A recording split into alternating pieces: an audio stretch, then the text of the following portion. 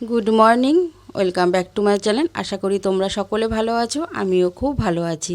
তো তোমরা তো জানো অনেক দিন থেকে আমি বাড়িতে একাই আছি। তো আজকে তার জন্য কিন্তু অন্যরকম একটু তোমাদের সাথে ভিডিও করছি। তো দেখো আজকে সমস্ত কাজবাজ মানে সেরে নিচ্ছি তাড়াতাড়ি করে। আজকে অনেকটাই তাড়াতাড়ি উঠেছি, যেহেতু একা বাড়িতে, তাও তাড়াতাড়ি উঠে সমস্ত কাজগুলো কমপ্লিট করে নিচ্ছি, যেহেতু আজকে আমি বাড়িতে থাকবো না। তো আজকে আমি কোথায় যাব সবটাই তোমাদের সাথে শেয়ার করব। তোমরা আমার পুরো ভিডিওটা দেখবে, আশা করি খুব ভালো লাগবে। তো দেখো প্রথমেই কিন্তু মানে একদম বিছানাটা ঝেড়ে টেরে কমপ্লিট করে নিলাম। এইদিকে আমার ঘরেরও সমস্ত কাজ কমপ্লিট হয়ে গেছে।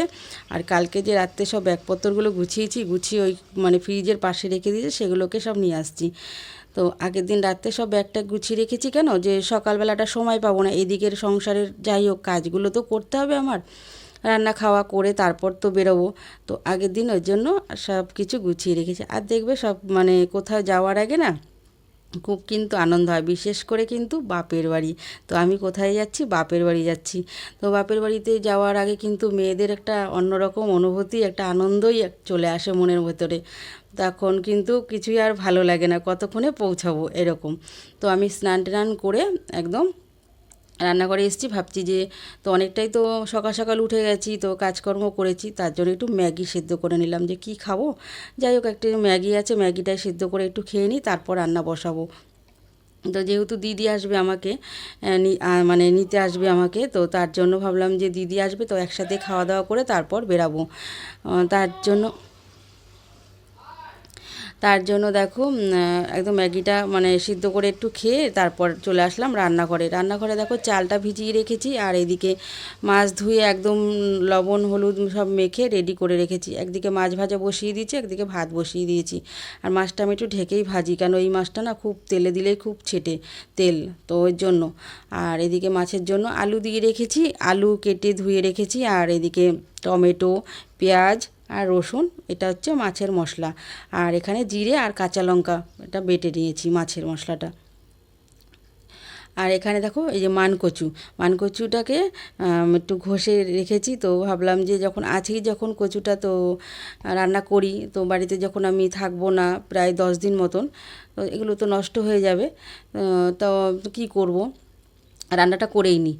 তো যাই হোক রান্নাবান্না আমার কমপ্লিট কিন্তু হয়ে গেছে। এই যে ভাত হয়ে গেছে, আর এই যে তোমাদের যে মানকচুটা দেখলাম ঘষে রেখেছি, সেটা এই যে করেছি সর্ষে বাটা আর একটু রসুন আর কালো জিরে ফোড়নে দিয়েছি, আর শুকনো লঙ্কা ফোড়নে দিয়েছি, দিয়ে একটু সামান্য নুন হলুদ আর একটু মিষ্টি দিয়ে দিয়েছি। খুব দারুণ লাগে খেতে, এটা দিয়ে না ভাত খাওয়া হয়ে যায়।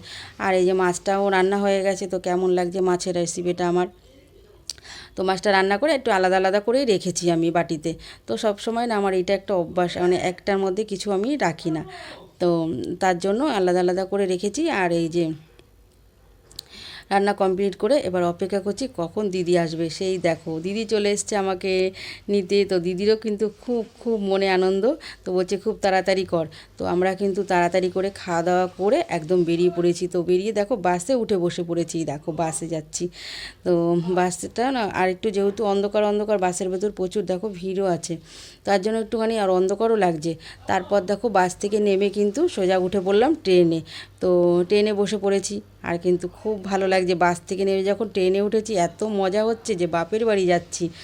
তো বলো সব মেয়েদেরই কিন্তু একটা খুব খুব আনন্দ হয় যে বাপের বাড়ি যাব, তার অনুভূতিটাই একটা অন্যরকম। তো যত জায়গায় যাই না কেন ঘুরতে, এই রকম কিন্তু আনন্দ কিন্তু কখনো হয় না যে বাপের বাড়ি যাওয়ার মতন। তো মেয়েদের একটা বিয়ের পরে দেওয়ার একটা আনন্দই মানে আনন্দটাই অন্যরকম। তো চলো বাপের বাড়ি যাই, দেখি কি কি করছি সবটাই তোমাদের সাথে শেয়ার করব। আর তোমরা কিন্তু পুরো ভিডিওটা দেখো কিন্তু। আর দেখো মানে বেরিয়েছি কিন্তু অনেকটা বেলা থাকতে, তখন কিন্তু পুরো রোদ্দুর ছিল, ঝলমল করছিল। আর বাড়িতে পৌঁছাতে পৌঁছাতে না একদম অন্ধকার হয়ে গেছে, তোমরা দেখতেই পারবে। তো দেখো ট্রেনে বসে আছি আর হাসছি দেখো, মানে মনে কিন্তু খুব আনন্দ, বুঝতে পারছো। যেই কয়দিন মানে ঘরে ছিলাম, বর তো বাড়িতে নেই, ঘরে ছিলাম একা একা, এতটা মানে মনটা খারাপ লাগছিলো। তো হঠাৎ করে বর ফোন করে বলল দিদিকে বলো এসে নিয়ে যেতে, চলে যাও দিদির সাথে, একা একা কী করবে, ভালো লাগে।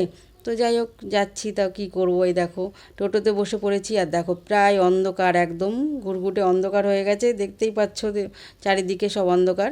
তারপর দেখো টোটোর থেকে নেমে কিন্তু একটু হাঁটতে হবে, 5 মিনিট মতন হেঁটে বাড়িতে চলে এসেছি, দিদির বাড়িতে। এই যে দিদি বাড়িতে চলে এসেছি, ঠিক আছে, দিদির আর বাপের বাড়িতে একদম পাশাপাশি। তো আমি বেশিরভাগটাই দিদির বাড়িতে সময় কাটাই, যেহেতু মা সারাদিন বাড়িতে থাকে না, তো ওখানে মাও চলে এসছে, যেহেতু আমি এসছি দেখো মাও চলে এসছে।